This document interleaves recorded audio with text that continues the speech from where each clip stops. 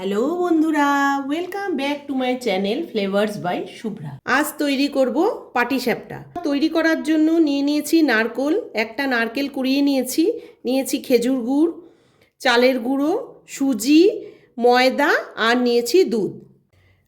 প্রথমে আমি চালের গুঁড়োটা দিয়ে দিলাম, দিয়ে সুজিটাও দিয়ে দিলাম ময়দা। এবারে দিয়ে দিচ্ছি এক চুটকি লবণ, দিয়ে কিছুটা গুড় আমি এটাতে দেব, কিছুটা গুড় দেব নারকেলে, 250 গুড় নিয়েছি। দিয়ে দুধ দিয়ে আমি পাতলা করে একটা ব্যাটার তৈরি করব। এদিকে আমি নারকেলটা কড়াইতে নিয়ে নিচ্ছি। এবারে এই নারকেলটার মধ্যে গুড় দিয়ে একবারে মেখে বসিয়ে দেব। এবারে ব্যাটারটাকে আমি ভালো করে মেখে নিচ্ছি। এটা হাত দিয়ে চটকেই ভালো করে মাখতে হবে, যেহেতু গুড়টা দলা হয়ে আছে, একদম খুব ভালো করে মেলাতে হবে। ব্যাটারটা আমার মাখা হয়ে গেছে। এই যে গুড়ের একটু গুটি গুটি থাকে, এটা ভালো করে মিলিয়ে নিতে হবে, নালে কিন্তু ব্যাটারটা ভালো হবে না। স্মুথ ব্যাটার একটা তৈরি করতে হবে। এদিকে ব্যাটার রেডি হয়ে গেছে। এখন আমি নারকেলের মধ্যে গুড়টা দিয়ে দিয়েছি। এবার এটা আমি গ্যাসে দিয়ে দেব। আর এদিকে সর্ষের তেল নিয়ে একটা বেগুনের মাথা কেটে নিয়েছি।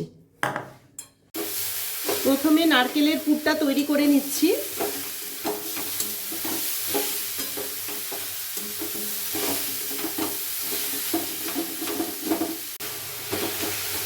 গুড়টা গলে গেছে, আরও কিছুক্ষণ জাল হতে হবে। সুন্দর একটা মিষ্টি গন্ধ বেরোলে নারকেলে বুঝতে হবে যে পুরটা হয়ে গেছে। আমার নারকেলের পুরটা রেডি হয়ে গেছে। এখন এটা নামিয়ে নেব। দেখো, নারকেলের পুরটাকে এভাবে হাতে প্রেস করে লম্বা লম্বা নাড়ুর মতো বানিয়ে নিয়েছি। লম্বা লম্বা করে পাটিসাপটাতে দিতে সুবিধা হবে, তাই লম্বা লম্বা দিয়েছি।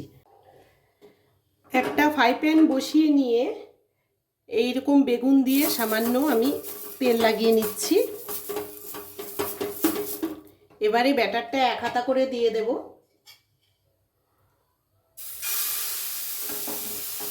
দিয়ে ভেতরটা সামান্য হতে দেব। হালকা হয়ে আসলে দেব নারকেলের পুরটা।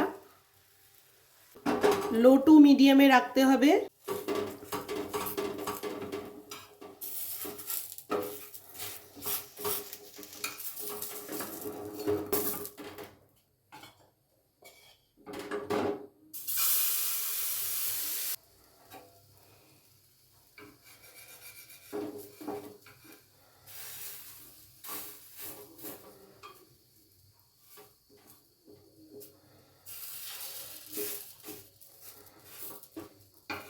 তোমাদের যদি পাটিসাপটার এই রেসিপিটা ভালো লেগে থাকে তাহলে ভিডিওটিকে লাইক করো, চ্যানেলটিকে সাবস্ক্রাইব করো।